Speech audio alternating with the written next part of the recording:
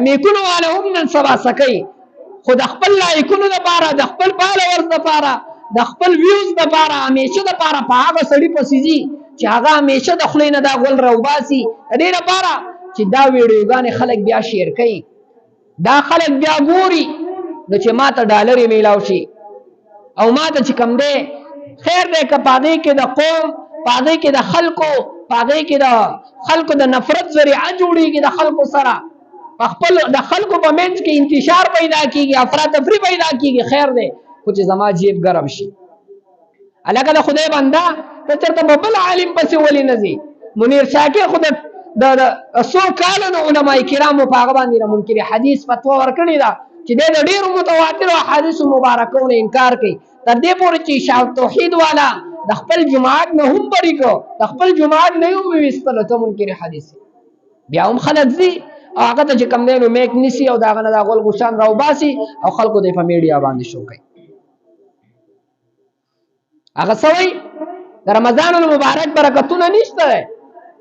دا به ته خپل باندې مبارکه جوړه خپل باندې به برکتی کې نور په اصل کې د دې سشته نه ولې د نبی له صلوات و سلام حدیث نه اورېدل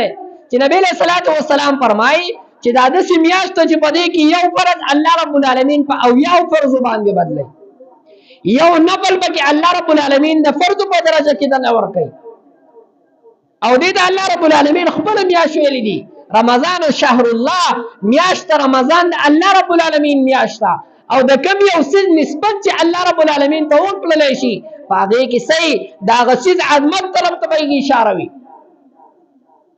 قرآن مجید کې دې په دې باندې الله قسمونه خورلې دي والعصر ان الانسان لفي خسر والشمس وضحاها والقمر اذا تلاها والنهار اذا جلاها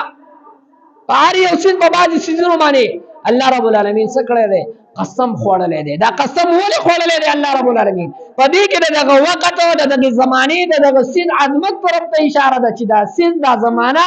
دا وخت دا ګور ډیره پایدمن وخت دی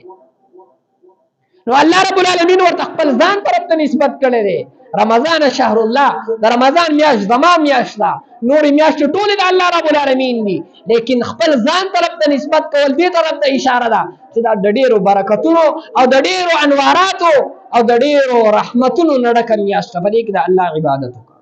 او بیا وای تراوی چې کم دي دا خو یو نفل سیز ده کچا وکړه کچا ونکړي نو څه ګناه پینشته او نبی له صلوات و سلام په دې باندې دوام نه دی کړی نبی له سلام همیشه د پاره نه دی کړی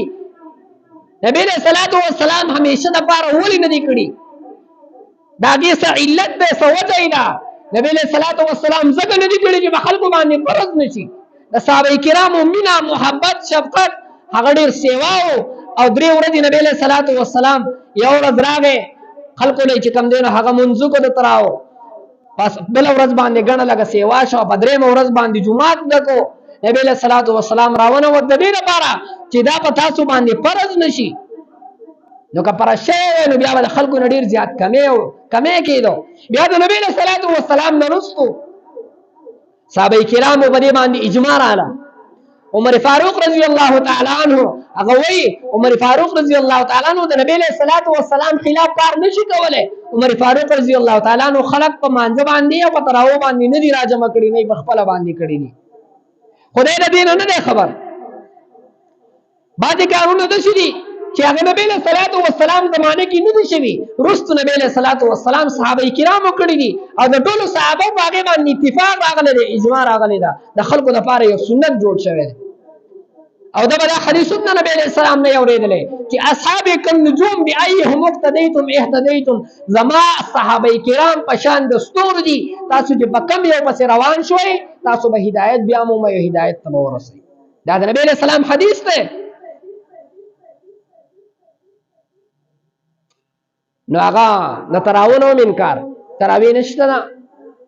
او نفل دي کچا وکړل او کوونه او بیا وای نبی له صلوات و سلام خدا کار د شپې په ټیم کې نه کړي دا خو نبی له سلام سحر کړي دي سحر ته نږدې کړي دي او ماسخوتن نه دی کړي تاسو ماسخوتن نه کوي نو د دومره په دې باندې نه پوهیږي چې دا ماسخوتن ټیم په شپه کې داخل نه کړه داخل نه دی ګوره نبی له صلوات و سلام حدیث جبرئیل کې راځي نبی له صلوات و سلام ته یو ځل جبرئیل علیه السلام راغی یو ورځ د سحر مونځ ورته وموکړو د ماسپښین مونځ ورته وموکړو د مازدیګرو د ماښام د ماسخوتن مونځونه د ورځ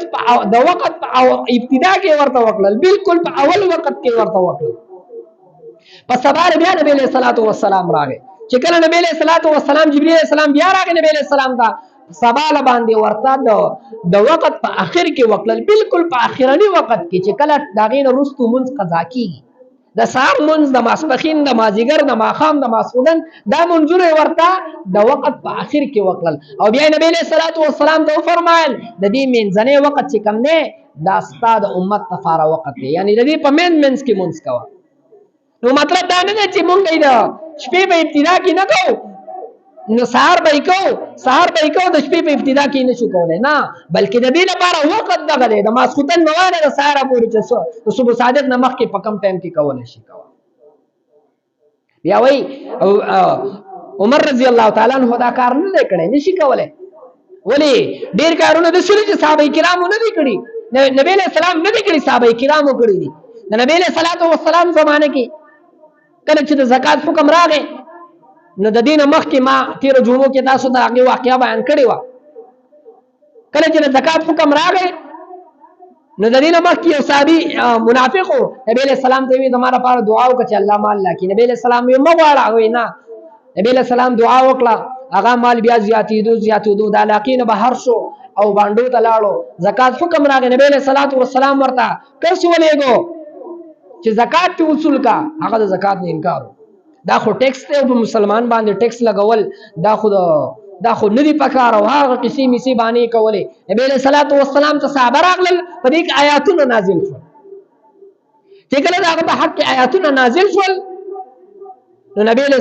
السلام په مجلس کې یو کس د هغه رشته دار په صحابو کې ناست و هغه ډایرکټ لاړ باندې ته او هغه ته خبر ورکړو هغه بیا خپل مال لاړو نبی علیہ السلام ته وړاندې کړ خو نبی علیہ السلام دا هغه مال قبول نه کړ ابوبکر صدیق رضی الله عنه قبول نه کړ عمر فاروق رضی الله عنه قبول نه کړ عثمان غنی رضی الله تعالی عنہ قبول نه کړ علی رضی الله تعالی عنہ قبول نه کړ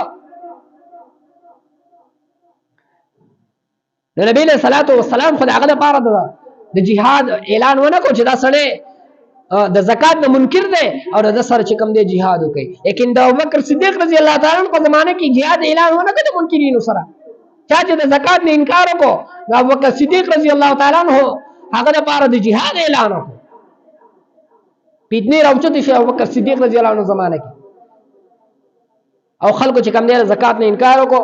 نبی او ابوبکر صدیق رضی الله تعالی عنہ برای راست اعلان وکړ د سره جهاد عمر فاروق رضی الله تعالی عنہ غونډه کې جلالی صحابي اگر آپاس دو ابوبکر صدیق رضی الله تعالی عنہ ته وی ته سرنګ د دې لپاره د jihad فتوا ورکې دوی خو کلمه ګو دي کلمه وای ته سرنګ فتوا ورکې او ورته وی خپل دلایل ورته پیش کړل او بیا ورته فرمایل چې کوم یو سړی په مانځو او په زکات کې فرق راولي دا سړی مسلمان نشي کېدی منځ بکې او زکات بنه ورکې منځ بمنی او زکات بنه ونی دا مسلمان نشي کېدی واقیم الصلاة و آتوا الزکاة قائم کوه منځ لروم او زکات به هم ورکې دا الله رب العالمین صریح حکم دی ابوبکر صدیق رضی الله تعالی عنہ د زکات فتوا ورنکړه